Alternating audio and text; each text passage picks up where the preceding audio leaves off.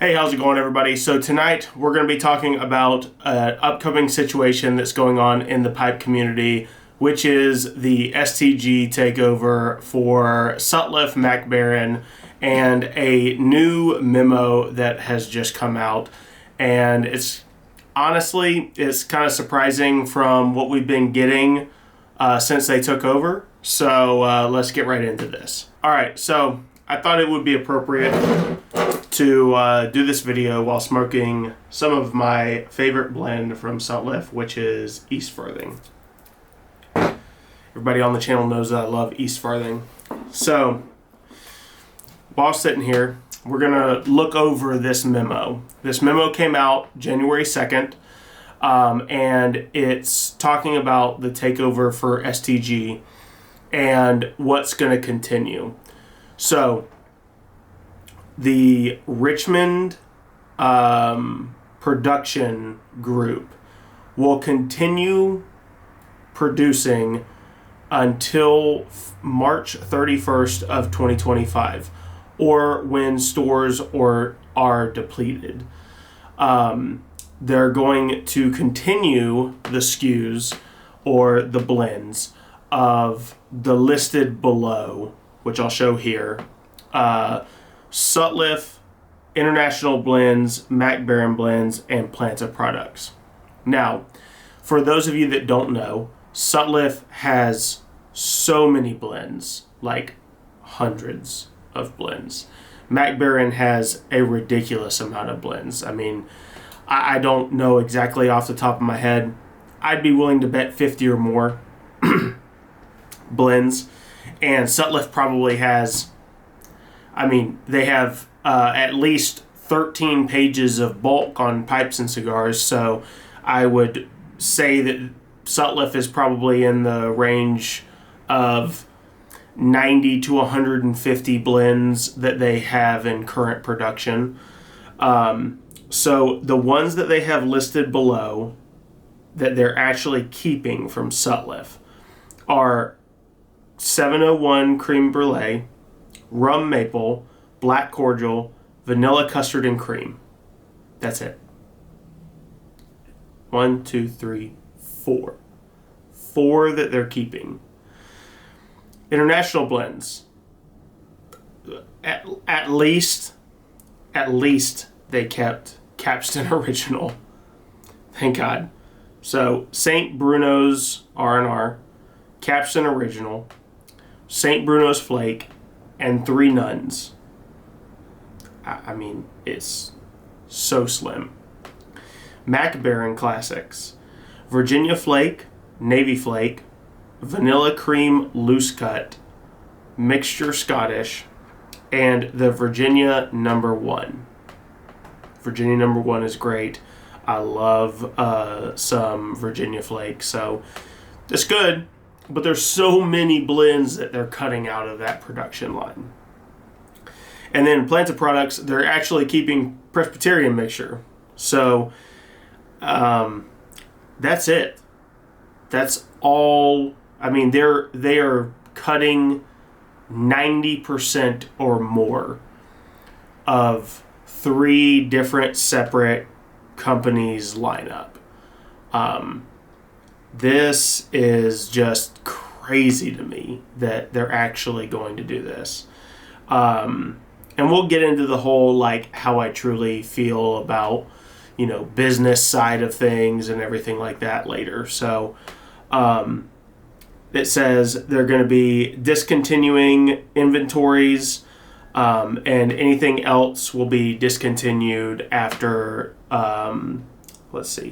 sold after production February 28 of 2025. So, what does that mean for us going forward, and if you enjoy these blends, what you should be doing? Now, everybody and their mother has panic bought Sutliff and Mac Baren, and most places are sold out right now as I'm making this video. There are a couple of odd end blends from Sutliff that still have 1 pound bags up on pipes and cigars and stuff like that. But most of the sought after blends that most people enjoyed are completely sold out. So obviously this was a scared buy because they are discontinuing these ones. Now, this is what the memo has said. So I'm going to kind of get into now what I think is happening, what I think should happen in the future with different things, but I know probably won't happen. So my thing is that I believe that they're probably going to bring some of these blends back under the guise of STG. So I think they're going to bring some of these blends back under the guise of STG. They're going to relabel them, bring them back, because I just don't feel like, looking at the list of stuff that they chose, that those are truly the moneymaker items. I don't believe that, like for Sutliff, I don't believe that Vanilla Loose Cut was making more than Latakia Flake or ODF or Burley. I don't believe that. I could be wrong. I'm not looking at the books in front of me. I just don't believe that that's the case. Could be completely wrong. Now, the other part of this that's I hope happens, but I don't foresee happening, is I hope the FTC gets involved. Now, I know that I'm throwing out the big boys here, and I know that they've completely ignored other things in this realm, and nobody really truly gives a shit about tobacco when it comes to these regulations, because tobacco bad. But this is a company coming in and not just cutting the corners or cutting loose products. I would have even been not happy, but okay if they had come in and said, look, like 60% of the lineup isn't making us money. And so the other 40% we'll keep, but the 60%, we got to cut it because it's just not making us money. Cool. Completely understand. There is no way that you can convince me that over 90% of a corporation's product is not making them money when it comes to stuff like different blends from Sutliff and everything. So I just don't believe that that's the case. I think this is truly them coming in, selecting certain ones that may have been more profitable or maybe sold more quantity because of the name, and they're looking to optimize, like having all of the product to go into that, being able to make more money that way by selling more than actually selling product that is worth more, if that makes sense. The darker side of kind of what I see this showing us is, there's a lot of brick and mortar shops that make their house blends. And I'd be willing to bet, like a lot of people that I know just kind of buy Sutliff and tweak it a little bit and then sell it. I'd be willing to bet that they do the same thing.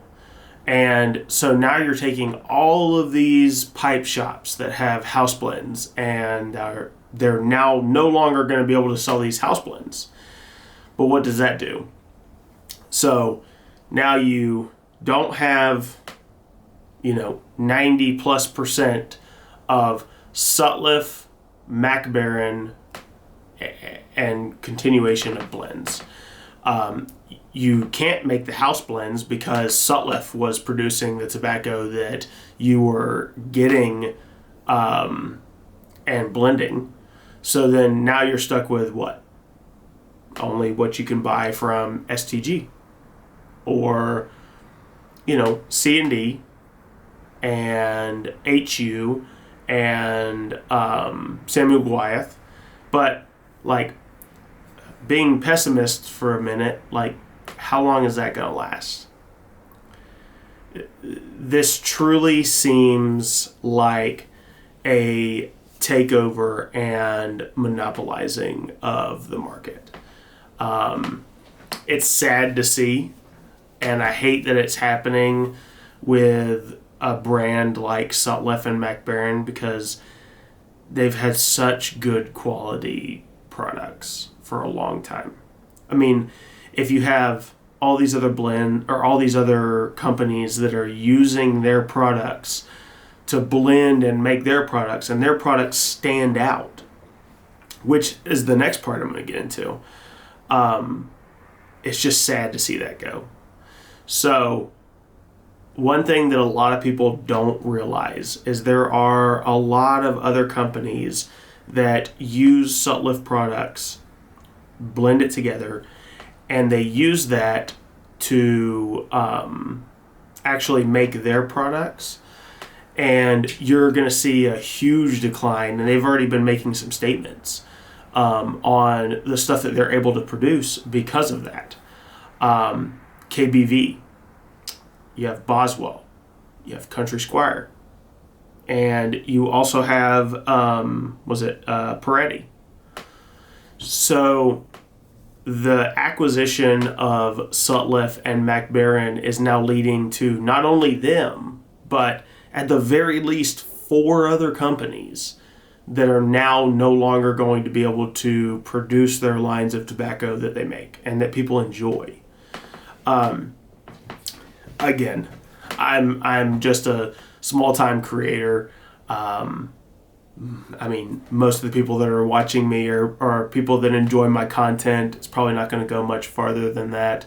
But I truly, truly hope that some billionaire that enjoys smoking Sutliff or Mac Baren, if I can hope something into existence, some billionaire somewhere that enjoys smoking a pipe of Sutliff or Mac Baren gets pissed off enough to actually get FTC to look into this, because it's ridiculous. Like, there's few things that I've seen in recent history that have been as broad of a monopolization as what they're doing.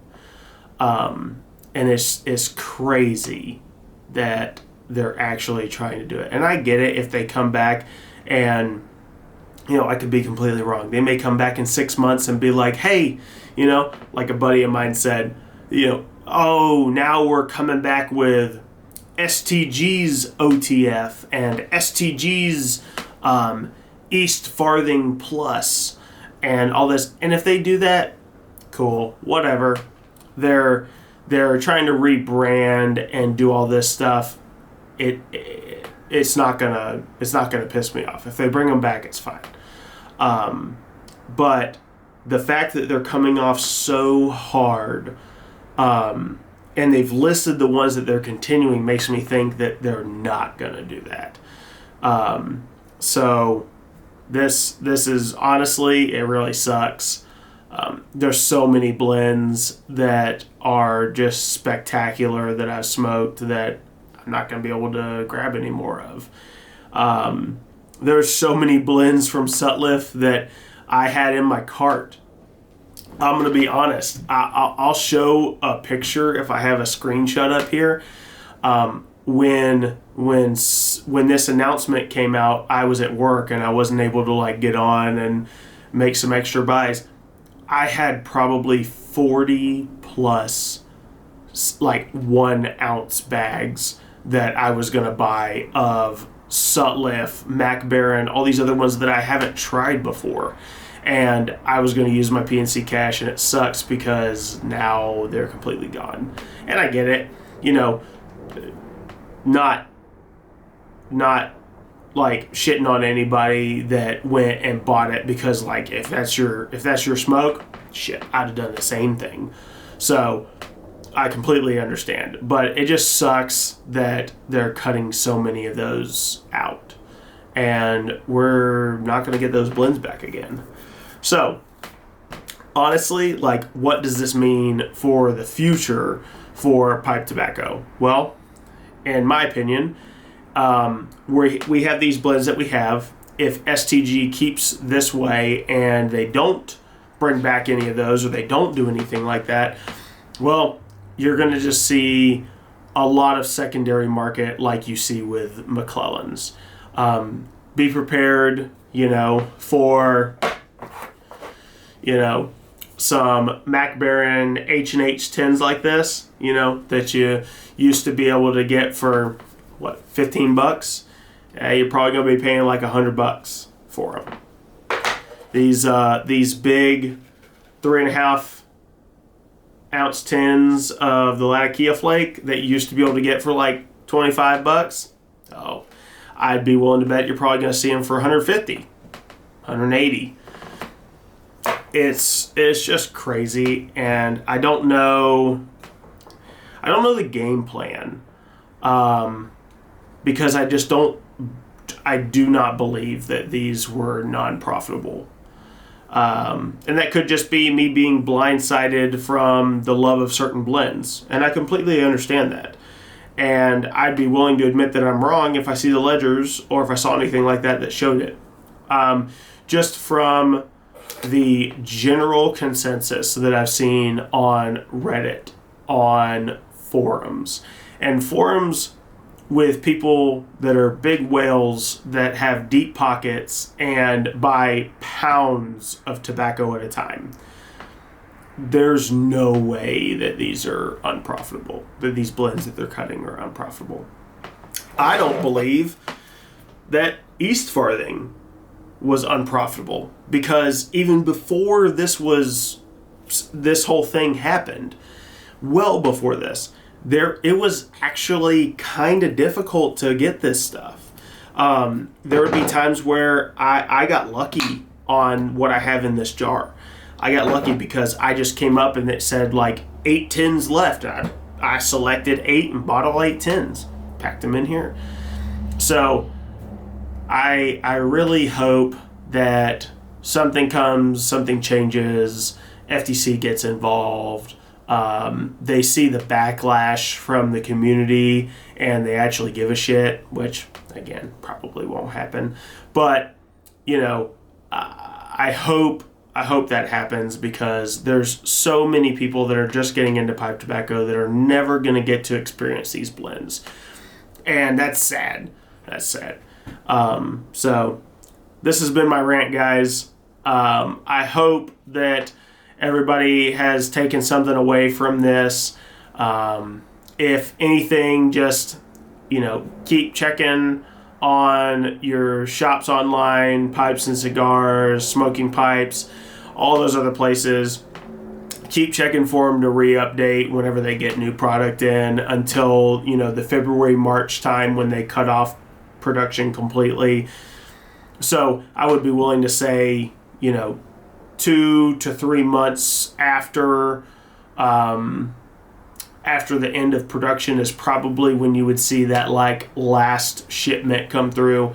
Just keep an eye out. If you want to grab some of this stuff, grab it. It's some really good stuff.